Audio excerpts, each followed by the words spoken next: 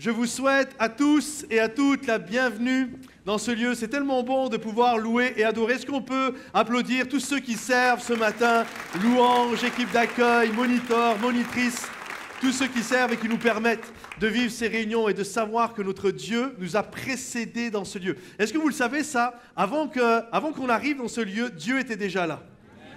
Un des noms de l'Éternel, c'est l'Éternel est ici. Il était déjà ici et nous rentrons dans ce que Dieu a fait, dans ce qu'il a accompli. Et ce matin, je crois et je déclare une matinée de grâce et de bénédiction et que tous ceux qui le croient applaudissent notre Dieu et notre Roi. J'aimerais également souhaiter la bienvenue à tous ceux qui nous rejoignent sur Internet. Est-ce qu'on peut les applaudir bien fort? Nous sommes heureux de vous accueillir avec nous ce matin. C'est toujours une bénédiction d'être là, d'être ensemble et de vivre ces instants. Lorsque j'étais enfant, je me souviens, mon papa, j'avais quoi, 8, 9, 10 ans. À l'époque, c'était des francs, c'était pas des euros. On a l'impression qu'il y a toujours eu des euros. Mais quand j'étais enfant, c'était des francs. Et je me souviens, mon papa, qui n'était pas chrétien, je me souviens, il m'envoyait acheter ses cigarettes. Et un jour, il me donne 10 francs. Le paquet de cigarettes devait faire 7-8 francs. Et il me donne 10 francs et il me dit, avec la monnaie, achète-toi des bonbons. Waouh! Là, c'était jour de fête quand tu es un gamin. Et surtout qu'à l'époque, pour 2 francs, 30 centimes, tu pouvais remplir un sac de bonbons à cette époque-là.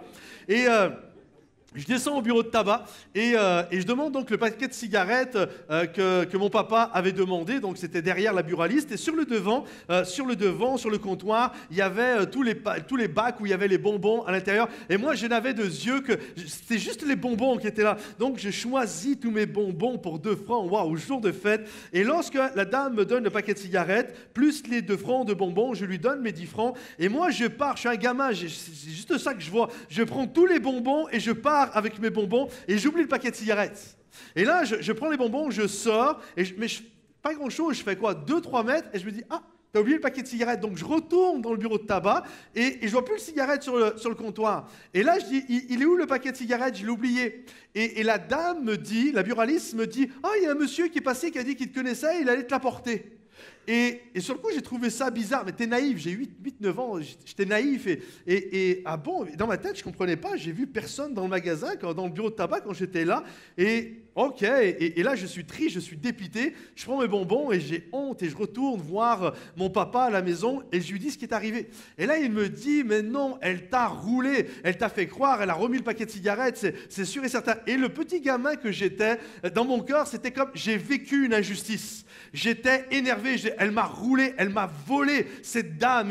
Et vraiment, ça générait de la colère en moi. Et dans ma tête, je me suis dit, ah ouais, tu crois, tu vas faire ça. Ok, très bien. Et là, tous les jours, quand mon papa me donnait les 10 francs, j'allais le lendemain, je retourne acheter le paquet de cigarettes. Et lorsque je lui dis, je voudrais tel paquet de cigarettes, et elle se retourne. Ça lui prenait 10-15 secondes de se retourner, de choisir le paquet de cigarettes et de se retourner. Et pendant les 10 secondes où elle était retournée, moi, je mettais les mains dans ces bonbons, je mettais tout dans les poches. Elle se retournait, c'était comme ça.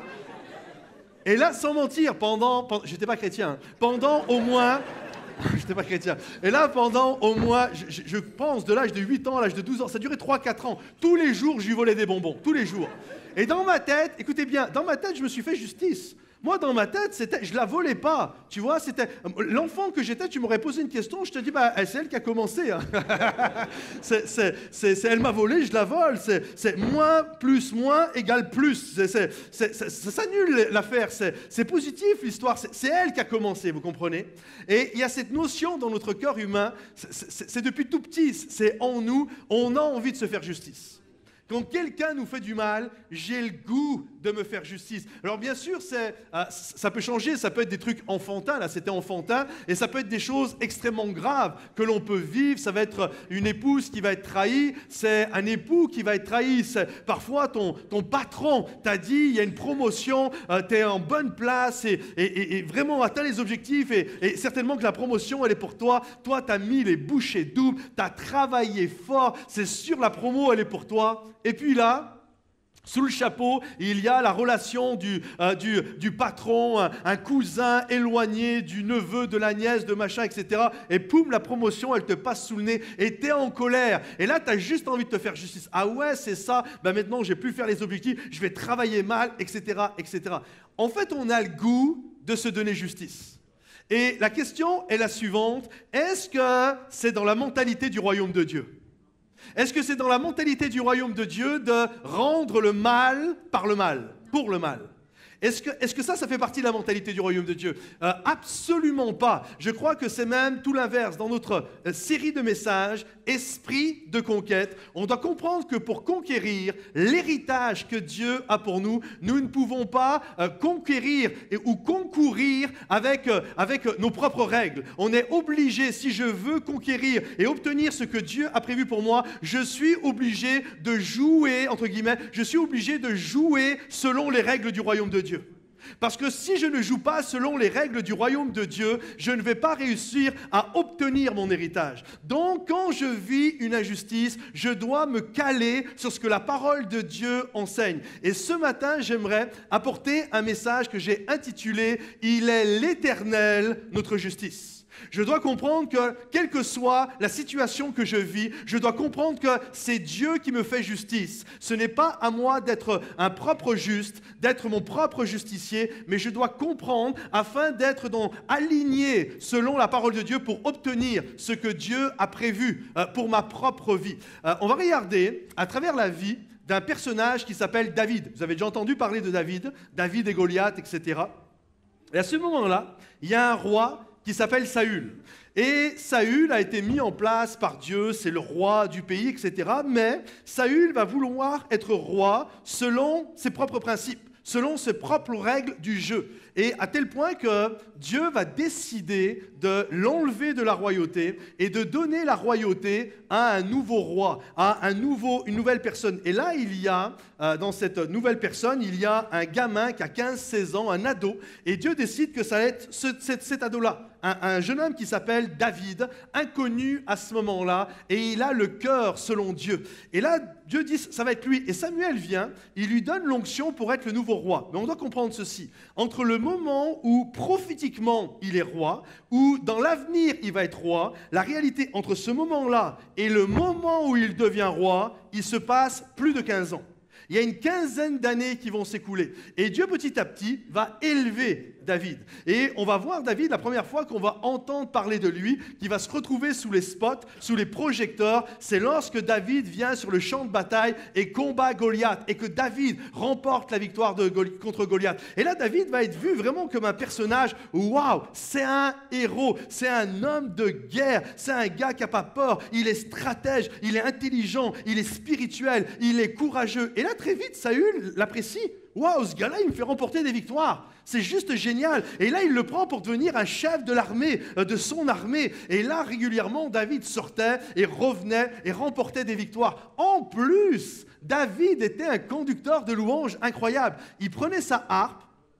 La Bible nous dit qu'il allait dans le palais ou dans le salon où il y avait Saül, et lorsque David jouait, l'onction descendait, la présence de Dieu descendait. Certainement qu'il devait chanter, il a écrit des psaumes et plein de cantiques magnifiques, etc., de chants magnifiques. Et vraiment, c'était, waouh, Saül devait bien l'aimer. C'était mon conducteur de louanges, c'est mon guerrier, c'était vraiment génial. Sauf qu'à un moment donné, il va se passer un épisode alors que David rentre du champ de bataille et que Saül est là. Il va se passer un épisode qui va faire un basculement, qui va amener Saül à considérer David de manière différente et à lui faire vivre de l'injustice. Regardez ce qu'il est dit. Au moment où les gens rentraient, lors du retour de David, après qu'il eut frappé le Philistin, les femmes sortirent de toutes les villes d'Israël en chantant et en dansant. Waouh, c'est la fête. À la rencontre du roi Saül, donc il est là, au son des tambourins, des cris de joie et des triangles. C'était vraiment la louange festive comme ce matin. Et les femmes se répondaient en riant, elles riaient de ça, les unes aux autres, et disaient « Saül a frappé ses 1000 et David ses 10 000 ». Une très grande colère s'empara de Saül qui prit mal la chose. Imaginez un instant, t'es là, t'es Saül, ok? Et là, t'arrives, on revient de guerre et tout, et puis là, t'as plein de personnes qui sont là et qui disent « Waouh, Saül a frappé 6000, c'est bien Saül !» Et là, ils voient David et ça rit et ça chante et ça se répond. Et tout le monde dit « Ouais, mais si Saül en a fait 1000, David, c'est 10 coches au-dessus, il en a fait 10 000. » Et là, j'imagine, j'ai pas de mal à imaginer que ça blessait Saül. Soyons honnêtes, tout le monde aurait été blessé. d'un seul coup, tu te sens insulté. Imagine qu'un jour, ton mari te dise « Chérie, toi vraiment, t'es une super femme, hein, mais à l'église, il y a une femme, elle est 10 coches au-dessus de toi. » Combien savent qu'on va passer un sale quart d'heure là? Combien savent que ça va être compliqué l'histoire? Soyons honnêtes, c'est ce qui va arriver. Nous, regarde, Saül, il n'est pas spirituel. Tout le monde est comme ça.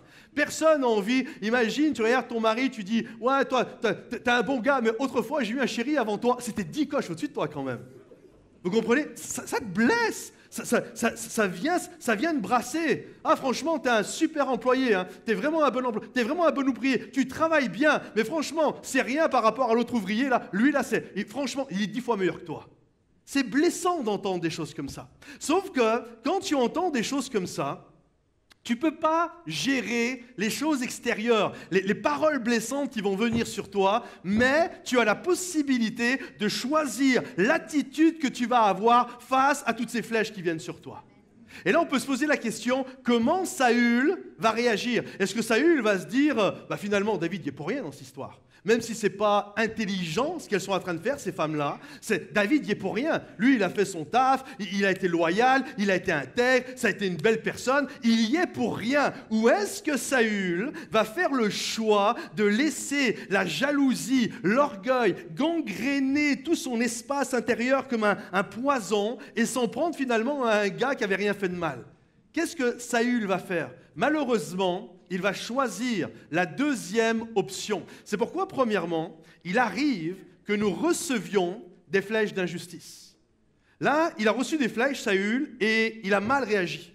Il a laissé le mal grandir dans son cœur. Et à un moment donné, alors qu'il est dans son salon, dans son palais, et qu'il y a David, qui là n'est pas en mode guerrier, mais qui est plutôt en mode louange, adoration, etc., la Bible nous dit que Saül est dans la même pièce, il le regarde et voici ce qui va se passer.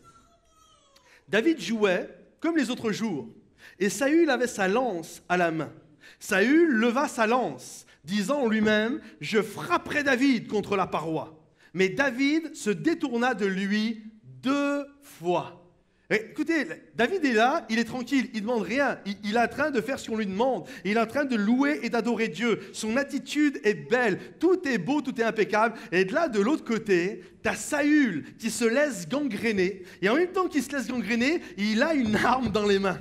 Et là, il le regarde, et David, il ne sait pas ce qui est en train de se passer dans sa tête à lui, c'est tout intérieur ce qui est en train d'arriver, et au bout d'un moment, la rage, la honte, la haine, la jalousie, l'orgueil le prend tellement que la Bible nous dit, il va prendre sa lance et il va vouloir, il ne veut pas lui chatouiller les oreilles, il veut le tuer, il veut littéralement le plaquer contre la paroi. Et la Bible nous dit que David va esquiver, et par 2 fois, il va lui envoyer une lance. C'est ce que je vous disais à un instant, on ne peut pas choisir que tu t'appelles Saül, que tu t'appelles David, que tu t'appelles Patrice, que tu t'appelles peu importe. Tu ne peux pas choisir les paroles qui vont être jetées sur toi. Tu ne peux pas choisir les lances et les flèches qui vont être lancées sur toi, mais tu peux choisir ton attitude, ta réponse face au stimuli extérieur, face à ce qui t'arrive dessus. Comment tu vas réagir? Il y a plusieurs possibilités, plusieurs réactions possibles. Une des premières réactions va être de « j'esquive » et je renvoie le mal pour le mal.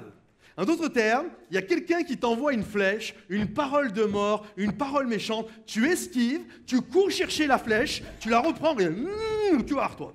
Et tu la renvoies. C'est moi quand je suis gamin et qu'il y a la buraliste qui me vole et que je revole derrière.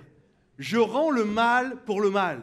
C'est un employé qui a travaillé fort en lui disant si tu fais les objectifs de ce mois-ci, je te donne une prime de 500 €. Et il ne pense pas que tu vas y arriver. Mais à la fin, tu arrives à le faire. Et là, plutôt que de te donner ta prime, il va trouver toute une sorte de combine. Il va trouver un petit vice, un petit truc pour ne pas te donner la prime. Et toi, tu es là et tu es en colère. Tu dis ah ouais, toi, tu fais comme ça. Et là, dès qu'il a le dos tourné, tu lui voles des outils. Tu piques dans la caisse. Tu prends des choses. Vous comprenez? Je rends le mal pour le mal.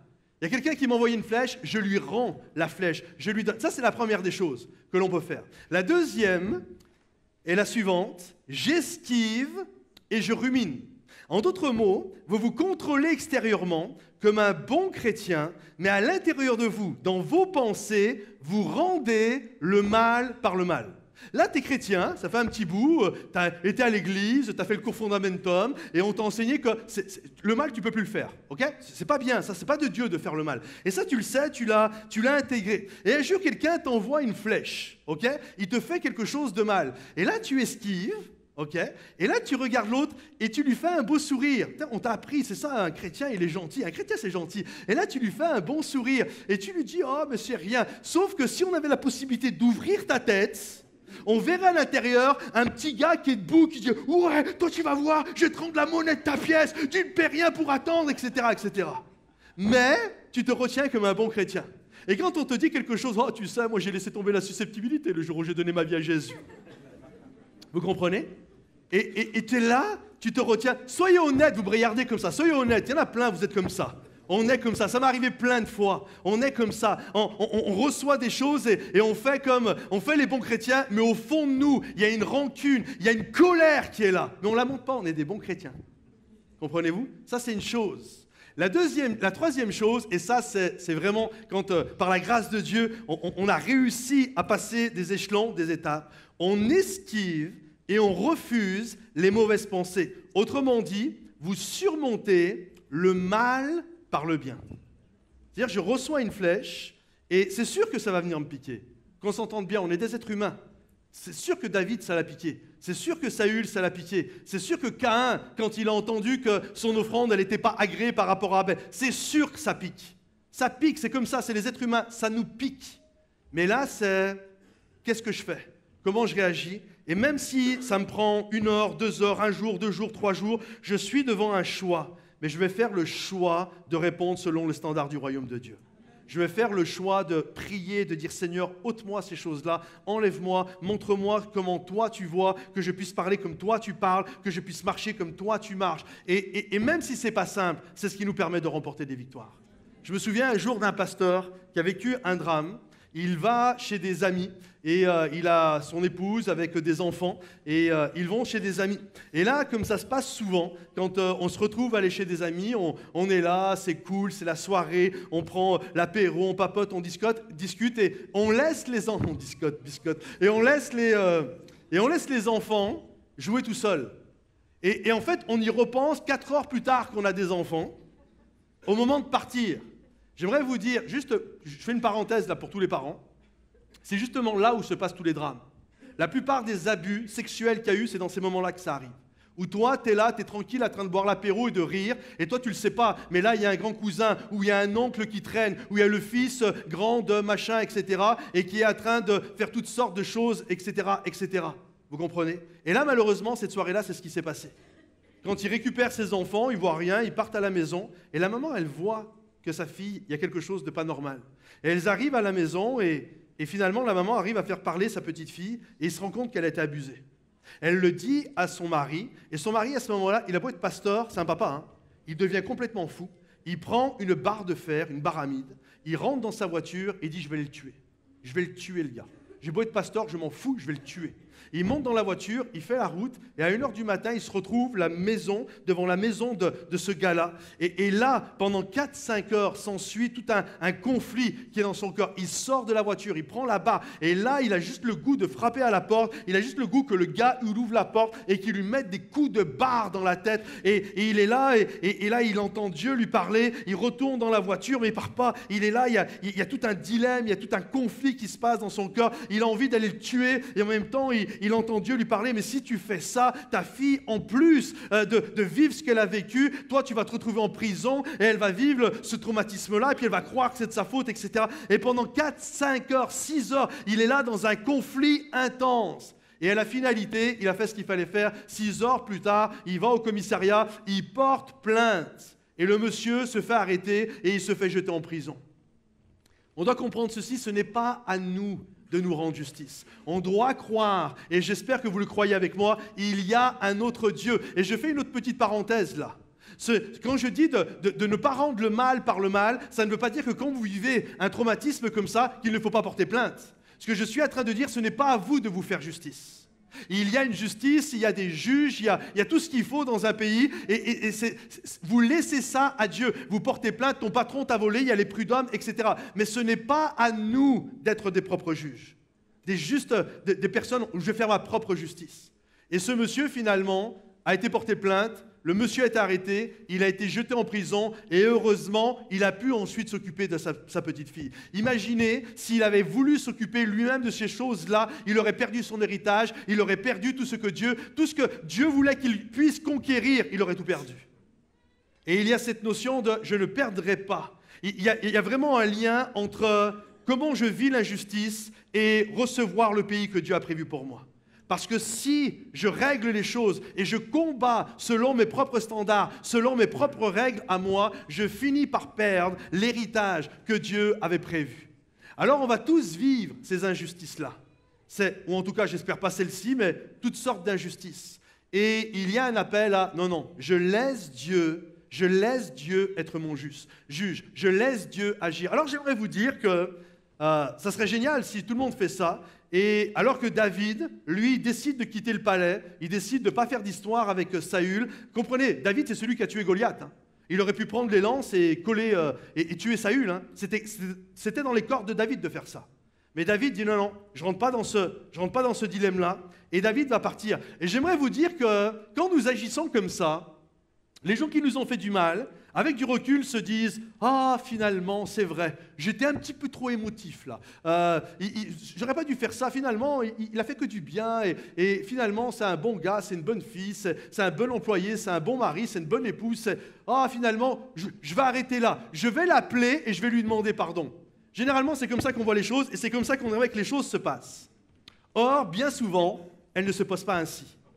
Bien souvent, l'acharnement, il y a un acharnement. Il y a comme celui qui a voulu nous faire du mal, il veut en mettre 2 fois plus encore. C'est comme, il ne s'arrête jamais. C'est pourquoi, deuxièmement, quand l'injustice s'acharne contre nous. Regardez ce qui va se passer alors que David est parti. Et là, Saül va rentrer dans une investigation pour lui faire du mal.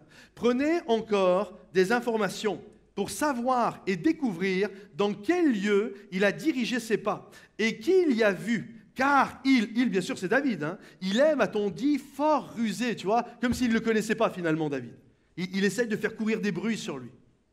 C'est un malin, c'est un rusé. Examinez et reconnaissez tous les lieux où il se cache, puis revenez vers moi avec quelque chose de certain, et je partirai avec vous. S'il est dans le pays, je chercherai parmi tous les milliers de Juda. On voit que le gars, là, il est déterminé à attraper David quand même. Hein. Ils se levèrent donc et allèrent à Ziph, avant Saül. David et ses gens étaient au désert de Mahon, dans la plaine au midi du désert. Saül partit avec ses gens à la recherche de David. David était dans un endroit où il y avait un désert, où il y avait des petites cavernes, etc. Et David se retrouve là. Et là, Saül part à sa recherche et il entend qu'il est dans tel coin et il y va. Et là, alors que Saül est en chemin, David, certainement de loin, le voit arriver, il voit l'armée. Et là, il rentre dans une petite grotte avec ses gars, avec sa troupe, et il se cache. Ils sont tapis, ils sont cachés, ils attendent juste que l'armée de Saül passe. Sauf que, au même moment, Saül est pris d'une envie pressante. Il a envie d'aller aux toilettes, mais il n'y a pas de toilettes. Il a envie d'aller faire ses besoins.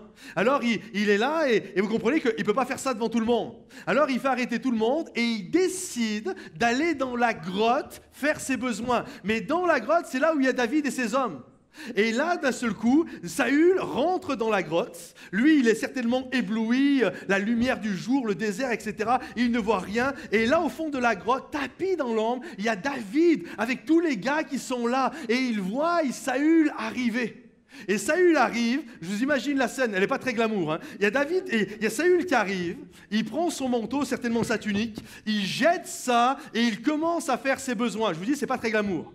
Et là, tu as David qui est au fond, il voit ça, il voit la scène. C'est un truc de fou ce qui est en train de se passer. Et là, les gens qui sont autour de lui, vous savez ce qu'ils lui disent? Waouh! C'est Dieu qui veut ça, l'Éternel, le livre aujourd'hui entre tes mains. Vas-y, tue-le, c'est le moment. Ça peut être que de Dieu. Il passe dans un désert, il y a une grotte, c'est la grotte où il vient, c'est là où on est caché. C'est de Dieu l'histoire. Ça ne peut pas être autrement. Dieu t'appelle à te faire justice. Et là, David est là et il dit aux gars qui sont autour de lui, il est hors de question que je me fasse justice moi-même. Hors de question, je ne toucherai pas loin de l'Éternel. Je ne serai pas celui qui va combattre sans penser aux règles du royaume de Dieu. Si un jour je veux être un roi, si un jour je veux être un conquérant, je dois marcher selon les règles du royaume de Dieu. Alors les gars, ils ont beau tous, ils spiritualisent tout les gars. Tu sais, il y en a toujours qui sont forts pour tout spiritualiser. Mais si c'est de Dieu, je te dis non. Mais par contre, David va faire ceci. Il va s'avancer délicatement, peut-être il se bouchait le nez comme ça, mais il avance délicatement. Saül ne le voit pas, il est occupé à autre chose. Il prend son marteau, il prend son couteau et il commence à couper un petit morceau. Et là, Saül ne voit rien, il remet sa tunique et il part. Et alors qu'il a une certaine distance, David va sortir, va crier après Saül et va lui montrer. Et tu vois, là, j'aurais pu te tuer. J'aurais pu me faire ma propre justice, mais il est hors de question que je fasse ça. Il est hors de question que je sois un propre juge, un propre juste. Il est hors de question que je fasse ces choses-là parce que David avait compris ceci. Si c'est Dieu qui m'a appelé et que je combats selon les règles du royaume de Dieu, alors il n'y a aucun homme, même un fou furieux comme Saül, même une personne complètement folle dans mon entourage, il n'y a pas une personne. Si je reste aligné sur ce que Dieu veut pour moi, il n'y a pas une personne qui m'empêchera d'accomplir ce que Dieu a prévu. Vous avez le droit de dire Amen. Vous avez le droit de dire Amen. Il fait chaud, je vois. Il n'y a personne qui m'empêchera d'accomplir ce que Dieu a prévu pour ma propre vie. Je suis et je vais demeurer aligné sur ces choses-là. Je me souviens quand je venais juste de donner ma vie au Seigneur et je travaillais dans un magasin et là j'avais un patron, j'avais mon directeur qui était... Au début ça s'est bien passé et puis je ne savais pas, c'était un ancien alcoolique. Et là, c'était un ancien alcoolique, et puis malheureusement, il s'est remis à boire. Et vous savez, ceux qui boivent, il y a toutes sortes de personnalités qui peuvent ressortir. Il y en a, ils ont l'alcool festif. Dès qu'ils boivent, ils sont toujours en train de délirer. Il y a ceux qui sont amoureux, ils font des bisous à tout le monde. Et il y a aussi ceux, on dit, ils ont le vin méchant. Ok ? Et lui, il était comme ça. Il avait vraiment l'alcool méchant. Et je me souviens quand il arrivait, je ne sais pas ce qui s'était passé, vous savez, je suis d'origine sicilienne, mes parents sont nés en Sicile, donc j'ai un nom à consonance italienne, Martorano, et je ne sais pas ce qu'il y avait eu dans son... Il avait à peu près l'âge de mon papa, ce monsieur, je ne sais pas, c'était certainement, il est né après la Deuxième Guerre mondiale, et puis les Italiens, les Allemands, les Boches, les Niafres, etc., comme ils étaient appelés, et certainement qu'il a grandi avec tout ce ressentiment, toute cette haine, etc., contre les Italiens. Je ne sais pas vraiment ce qui s'est passé dans sa tête. Mais il rentrait, il arrivait, et à chaque fois qu'il était sous, il s'en prenait à moi. Il me regardait comme ça, et il me disait, ça va le sale niafre. Comme ça il m'appelait. T'es qu'un niafre, toi. T'es qu'un sale macaroni. Il me disait, et comme ça. Et là, je le regardais, je venais de donner ma vie à Jésus. Et moi, j'avais juste envie, vous savez ce que j'ai dit tout à l'heure, j'avais juste envie de lui sauter dessus, mais je faisais le bon chrétien. Oh, je suis mort à ces choses-là, etc. Mais au fond de moi, il y avait une colère qui était là. J'étais vraiment en colère. Et là, j'ai eu une idée. Je vendais des caméras. Je vendais des caméscopes. Et je me suis dit, vu qu'il y avait un coin, il y avait plein de caméras, je me suis dit, je vais toutes les brancher. Et quand il va rentrer après son repas arrosé, qu'il va venir m'insulter, je vais enregistrer ça et je vais envoyer ça ensuite au DRH, qui était un Italien, Monsieur Zagaroli, je me souviens. Je me suis dit, je vais lui envoyer ça, et comme ça, je vais me venger. Je vais me venger. Et je me souviens, j'arrive donc au magasin, je branche tout, et là il arrive à 14h, il avait bu, hein, ça c'était sûr, mais il ne vient pas directement vers moi. Alors ce que je fais, je vais le voir, je l'excite un petit coup, et je repars vers mes caméras, et je suis là, et là il arrive, et pas manqué, sale niafre, sale macaroni, t'es qu'un sale rital, etc., etc. Et là, ce jour-là, il n'a pas dû comprendre pourquoi j'avais le sourire, j'étais là, oui, vas-y, continue. Et je me souviens, après, il part, et j'avais ça, j'avais les enregistrements. Et je me suis dit, c'est bon, je vais me venger, je vais envoyer ça à Zagaroli, et je vais me venger, le DRH, il va le virer. Et là, dans mon corps, je sens l'Esprit de Dieu qui me parle. C'est pas comme ça que tu dois faire. Si tu fais ça, tu es juste dans la haine, la vengeance, tu rends coup pour coup. C'est pas comme ça. Et là, ça a été compliqué, hein, je vous le dis, ça a été comme un choix à faire de ces choses-là. Puis je me dis, ok Seigneur, je te fais confiance. Et le Seigneur m'avait dit, moi je vais le régler le problème. Ok, je te fais confiance. Et là, moins de 3 jours plus tard, je ne sais pas si c'était 2 jours ou le lendemain, 2-3 jours plus tard, je vois qui rentrait dans le magasin alors que ce n'était pas prévu. Monsieur Zagaroli qui arrive. Le directeur est complètement ivre, il n'arrive même pas à marcher droit. Et la finalité, 2 jours après, je n'ai jamais revu, il est rentré dans le bureau, ils ont eu une conversation, et je n'ai jamais revu mon directeur qui me faisait virer la boule chaque jour. Et après est arrivé un nouveau directeur qui est certainement un des meilleurs leader de toute ma vie avec qui j'ai pu travailler. Il y a une chose qui est sûre, quand je laisse Dieu être ma justice, alors Dieu peut agir. Si j'essaye moi-même, ça va capoter.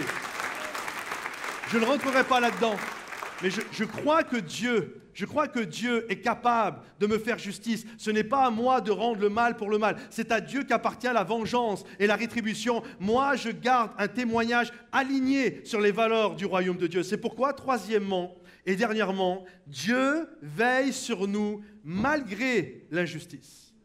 Malgré l'injustice. De la même manière que ce directeur est sorti de ma vie, de la même manière, à un moment donné, Saül est sorti de la vie de David, alors que David n'a rien fait de mal. David ne s'est même pas vengé, mais la Bible nous dit que Saül s'est retrouvé sur un champ de bataille et il s'est fait tuer sur ce champ de bataille. Sans que David fasse une seule mauvaise action, Dieu a écarté Saül afin que David puisse devenir le nouveau roi. Regardez ce qu'il est écrit. Toutes les tribus d'Israël vinrent auprès de David à Hébron et dirent « Voici, nous sommes tes os et ta chair. Autrefois déjà, lorsque Saül était notre roi, c'était toi qui conduisais et qui ramenais Israël. L'Éternel t'a dit, tu paîtras mon peuple d'Israël et tu seras le chef d'Israël. Ainsi, tous les anciens d'Israël vinrent auprès du roi, donc de David, à Hébron.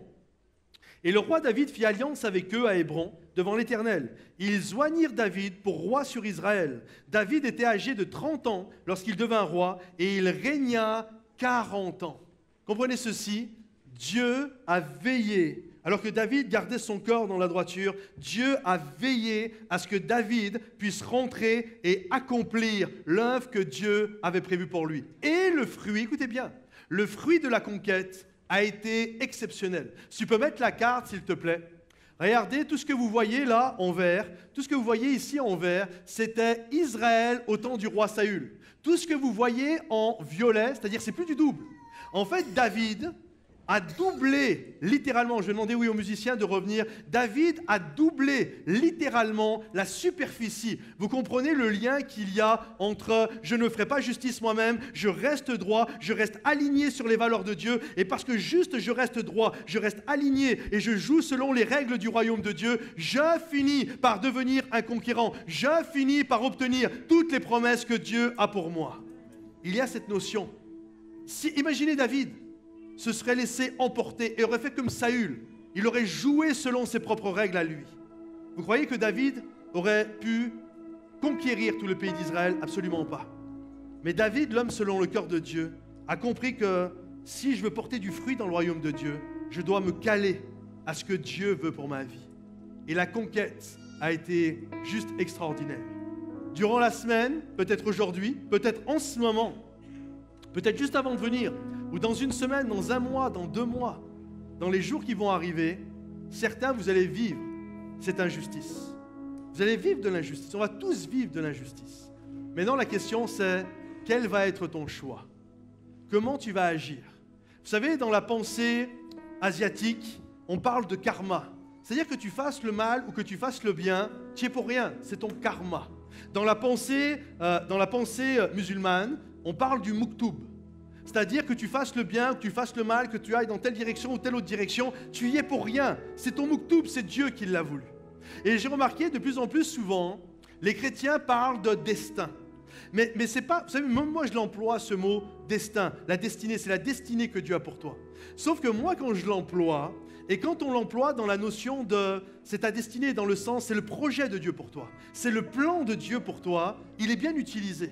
Mais des moments souvent, j'ai entendu plein de chrétiens utiliser ce mot comme si c'était le mot muktoub ou le karma. Écoute, il t'est arrivé un truc dans ta vie, puis les gens disent, des chrétiens disent, c'est ton destin. Non, c'est pas ton destin.